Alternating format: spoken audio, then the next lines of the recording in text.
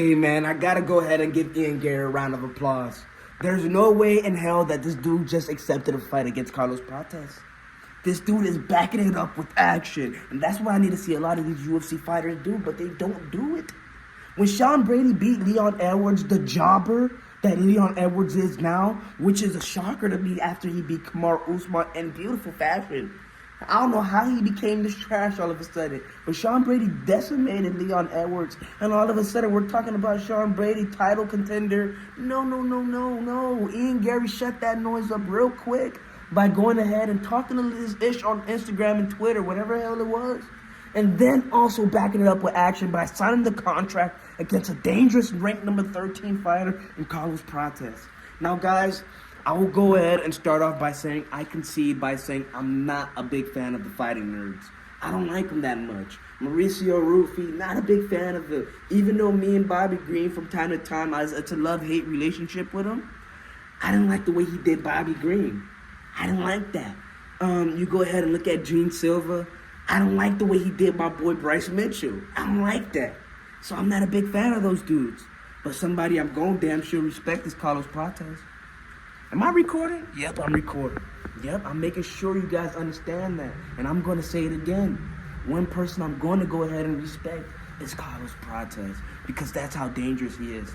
A dude that can knock out Zhilei Yang? Zhilei Yang you knocked out? Are you kidding me? A dude that can do that is a dude I don't want to face. Now, a lot of you guys have been saying that going into those championship rounds, round 4 and 5, Carlos Prates could be in huge trouble because this dude smokes a lot. And guys, I smoke weed, he smokes cigarettes. Not the same thing, but we smoke, so we do the same type of vibe. You know what I'm saying? We get the same vibe. So, my thing is with that, I don't think these rounds are going into those championship rounds with Carlos Prates. He's that dangerous. I really don't think he's going into those championship rounds with Ian Garry. I truly, in my heart, believe that Carlos Prates takes out Ian Garry by round 3. That's how nasty he is. Now, going into this fight, who am I rooting for? I would love to root for Ian Garry over anybody because I believe Ian Garry is just better for business. So I will be rooting for Ian Garry. But who would I put my money on? I'm not going to lie, it's going to be Carlos Prates because he's that dangerous, guys. Now, one thing we haven't seen much from Carlos Prates is his wrestling defense or his wrestling offense or his grappling skills in general, whether it be in the clinch or just wrestling someone down to the ground. We haven't seen much of it. So Ian Garry has a mystery that he has to go ahead and figure out from that department, also from the stand-up department.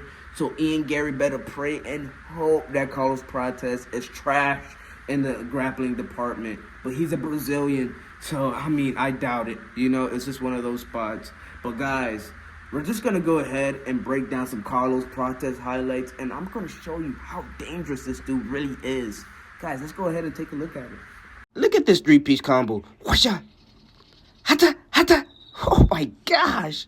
Look how he had Zhilei Yang laying, bro.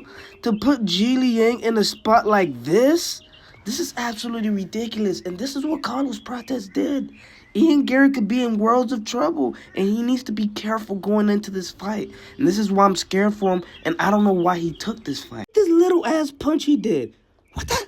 This is what knocked out the Haitian sensation, Neil Magny? That little ass punch? Let's play that again.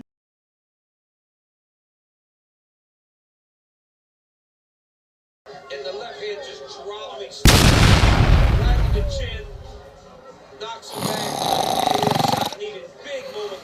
And that's a dude you're messing with, Ian Garry.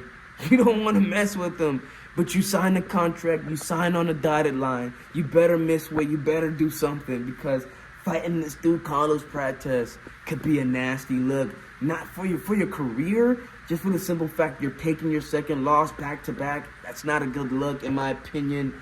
But I don't think that's going to be the end-all be-all because you're still young. You have a lot of time in the game to develop. So taking a loss isn't that big. You can also learn from your losses, so I'm not going to look at it that big. But I think signing that contract against Carlos Prates might have been a bad mistake. If I was Ian Garry, if we're going to the easy route to the championship belt, I might have took Kevin Holland I might have took him on that next fight and then get right back on that horse and try to fight another dude to go ahead or Sean Brady. F that. Calling out Sean Brady. What's up? We taking Shavkat Rakhmonov out of that picture. What's up, Sean Brady? You know what I'm saying?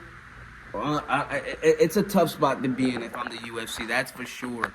But all in all, I'm gonna go with Ian Garry. Me rooting for him. I don't know if I'll bet on him, but I'll be rooting for Ian Garry for sure. All in all, guys, you know the drill. I ain't gotta tell you to. Like the video, subscribe. It's your boy Fetty MMA. What up?